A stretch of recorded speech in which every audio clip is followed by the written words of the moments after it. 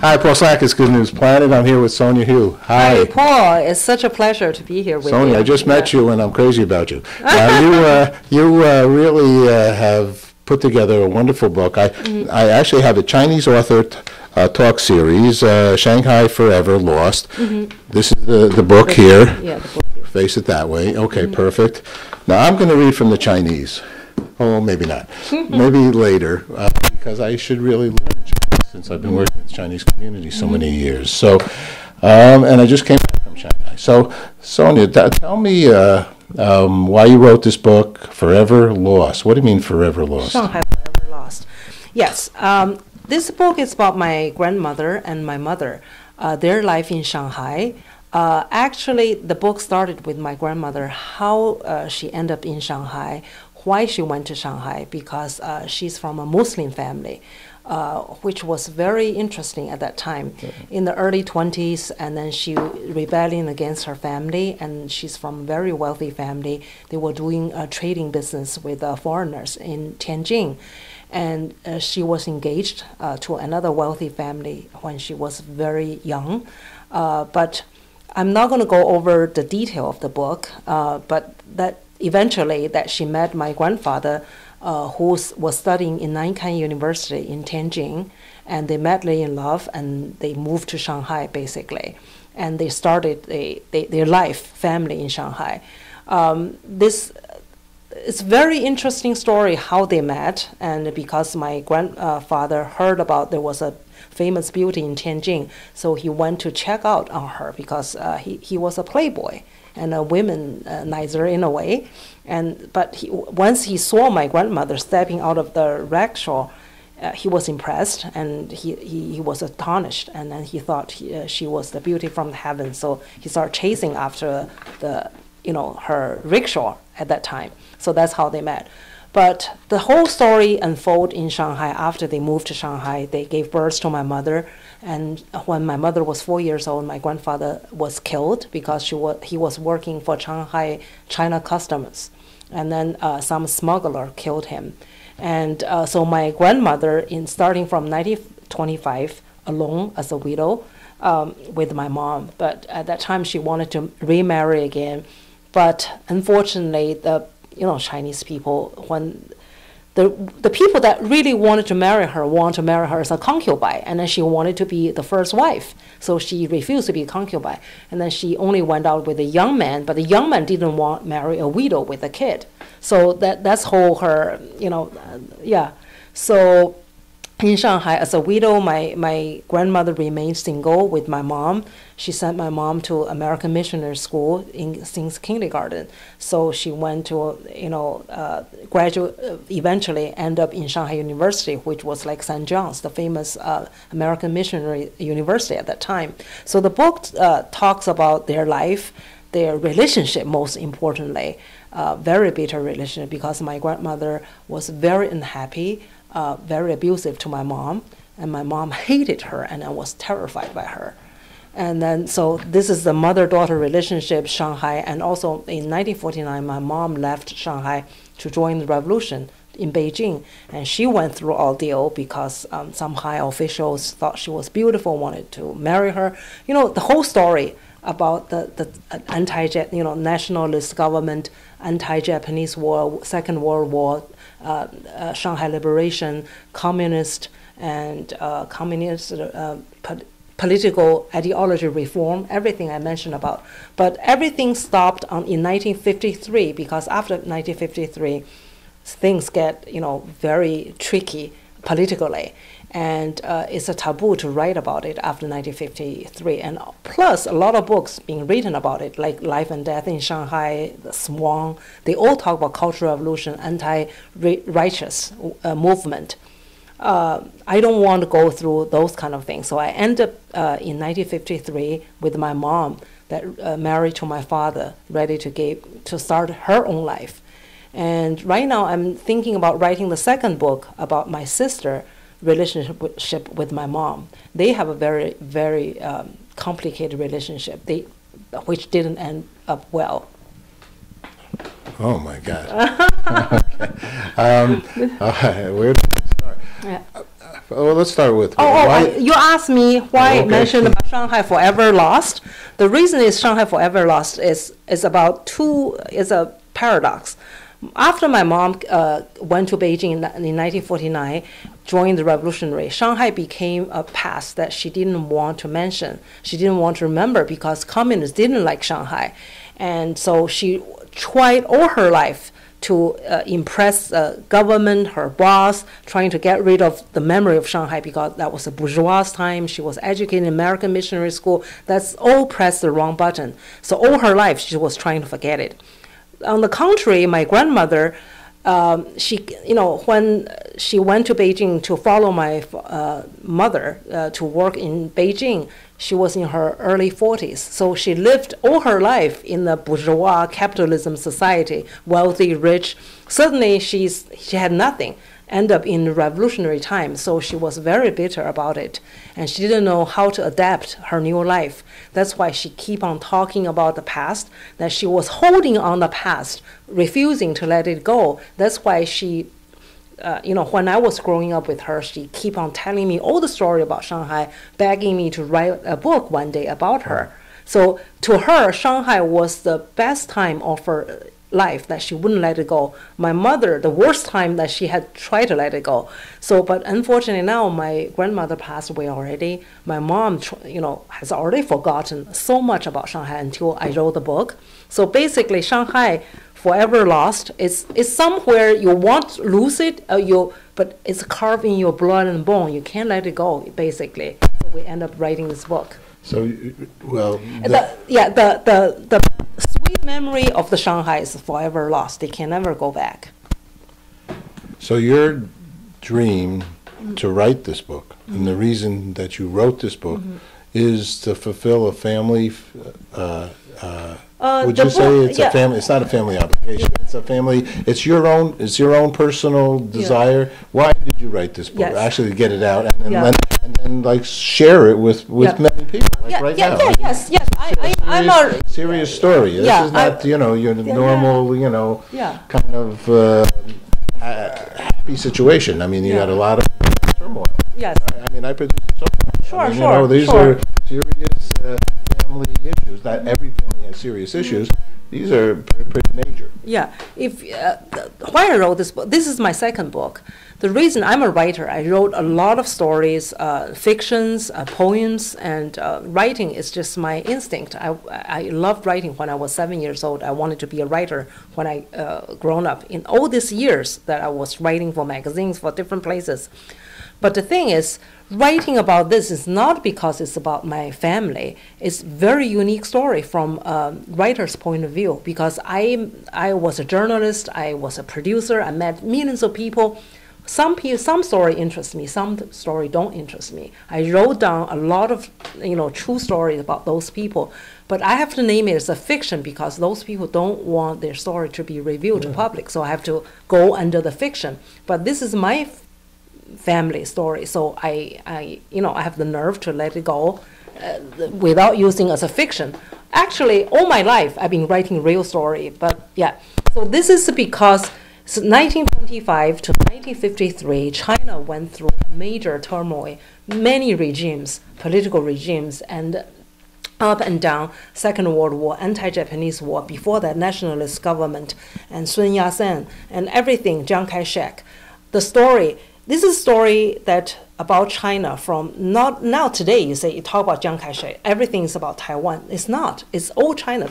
Taiwan is part of China, but I'm the only person right now to write from 25 to 53 through a family story, through those, I call it little people through into a big historic big drop of the political background. In a way, how they survive, how they make a living, how they went through there as a survivor, what do they have to do to survive the turmoil, the struggle, the bitterness. What do you want the book to accomplish? Yeah. Okay. One thing is I want the book. Some people already told me your book fill in a blank history that certain government don't want to talk about it. And also my parents, when they were in the labor camp, they wanted to kill themselves, basically. I gave my thanks to my parents because they didn't kill themselves. They wanted to commit suicide, and they couldn't take their life anymore. And then my mom said, Sonia was very little. If we kill ourselves, they would live the rest of their life in shame and also in political kind of controversial, because we took our life as a counter-revolutionary. So they didn't do it, but when I grown up, they told me the story was shocking. I have 2 kids. Then I would think, whoa, you can live, you have to kill yourself, and you think about your kids, they make you, survive everything. I want to write about it. This is something very dramatic. As a writer, this is the perfect source, perfect story. Well, I also would like to add, I think it's the perfect time, because to a certain degree, and because I've been involved with the Asian market, as I mentioned, for many, many, many, many years, put me in business 32 years ago. Why I want to say that is because, and I was also involved with the Pacific Century, the biggest series on public television. Why I think it's such an important time, and I can't wait for it to come out in English, is because the fact is that today, we're here in November of 2017. Almost every single day in the front page of the New York Times, there's a story about China. Yes. Okay? Yes.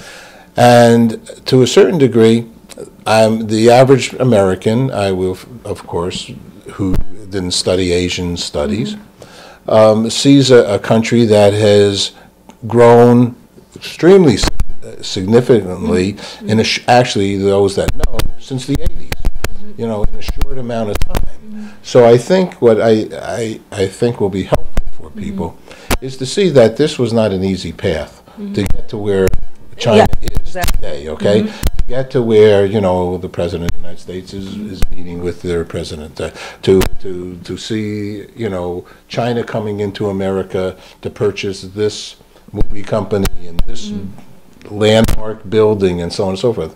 Just as other ethnicities have this, the English bought stuff, the Germans own stuff. We sometimes forget. We always sometimes just remember what's happening today. But this is saying this was not an easy as it appears to be today. Buying the Brooklyn Nets, with Mr. Ma, is he lived through this, okay? Because he's age appropriate, so he knows about your story, probably, right? Yeah. You mentioned about Miss Ma. I thought you mentioned because this book, my mother has First Love by the name of Miss Ma, because I didn't want to reveal his identity. He was a friend of Deng Xiaoping. He's a friend of Chiang Kai-shek. And then he went to China in the 1980s to basically invest in China. Now he's a big shot. He's richer than Jack Ma today. But he's still living a life right now. And so my mom wants to send a book to him because he thought my mom dumped him in a way. But you're right. One thing is China has come a long way. And if you try to forget the past, you don't even know how we end up here. This is just connect with the past to tell us how China become what it is today. Yeah. Exactly. I could see it being a great, to be frank with you, a great textbook in a school setting, because it's the real family, and family is, in essence, the greatest history lesson of them all. And I think people can see. Plus, I have to say that I did hear you say that your mother was a Muslim? My grandmother was a Muslim. So now I've produced a show on the Jews of Shanghai. Yeah. Okay, so I mean, these are other words that most people don't know, where a Muslim being in mainland China, right? Yeah. I mean, that was. Is this your? Who's this? This is my grandmother. This is your grandmother. Yeah. She was like a movie star. She, for both my mother and my grandmother, had a chance to become decline because my grandmother came from a wealthy family. To her at that time in the early 20s, to become a movie star was disgrace because you're just entertainer. Nobody wants to be an entertainer. When my mom was 18, then one of the film academy, wanted her, and then, because they thought she has a quality to become a movie star, my grandmother made her quit the whole thing because she said people from decent family don't want to be entertainer to entertain people. That's a disgrace. I showed this picture to a friend of mine, and from China, a scholar, and when he saw this, he said the word noble.